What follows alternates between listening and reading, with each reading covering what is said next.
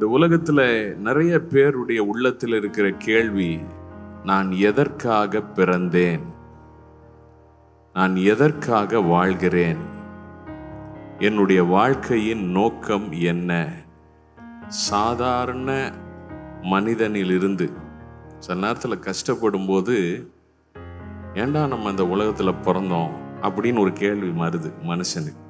ரொம்ப கஷ்டத்தில் சிறுமையில் இருக்கிறவர்களுக்கு மாத்திரம் இல்லை, மிகப்பெரிய ஆட்கள், ஜெயண்ட்ஸ்னு சொல்றாங்களே, பெரிய நிறுவனங்களை, மல்டி பில்லியனர்ஸ், பெரிய நிறுவனங்களை நடத்துகிறவர்களுக்கு கூட இந்த கேள்வி எல்லா மனிதர்களுக்கும் உண்டாகிறது. Why am I born? What is the reason I exist? அந்த கேள்விகளுக்கு வேத புஸ்தகம் பதில் சொல்லுகிறது.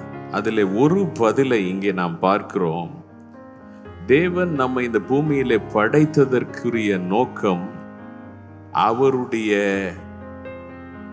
இருதயத்தை சந்தோஷப்படுத்தும்படியாக தேவன் நம்மை படைத்திருக்கிறார். இந்த இடத்துல பரலோகத்தில் நடக்கிற ஒரு ஆராதனையை வீடியோகிராஃப் பண்ணி யோவான் எழுதி வைக்கிறார். அங்கே 4 ஜீவன்கள், தூதர்கள் எல்லாரும் சேர்ந்து இப்படி பாடுறாங்களா, தேவரீர் நீர்தான் எல்லா கனத்துக்கும் துதிக்கும் மகிமைக்கும் பெற்றுக்கொள்ள பாத்திரராயிருக்கிறீர். ஏனென்றால் நீர்தான் எங்களை சிருஷ்டித்தீர். சகலமும் உம்மால் உருவாக்கப்பட்டிருக்கிறது. உம்முடைய சித்தத்தினாலே தமிழ்ல போட்டிருக்கு, இங்கிலீஷ்ல ஃபார் யோர் பிளஷர், உமக்கு மகிழ்ச்சி தரும்படியாக நாங்கள் உருவாக்கப்பட்டிருக்கிறோம்.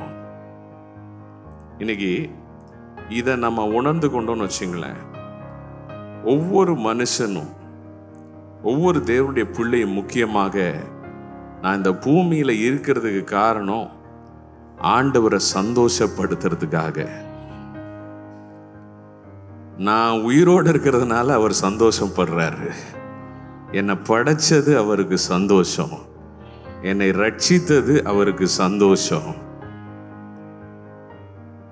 அவரை சந்தோஷப்படுத்துறதுக்காக நான் இருக்கிறேன் என்ற நோக்கம் நமக்கு உண்டாகிவிட்டால் அதுதான் ஆராதனையின் துவக்கமாய் இருக்கிறது.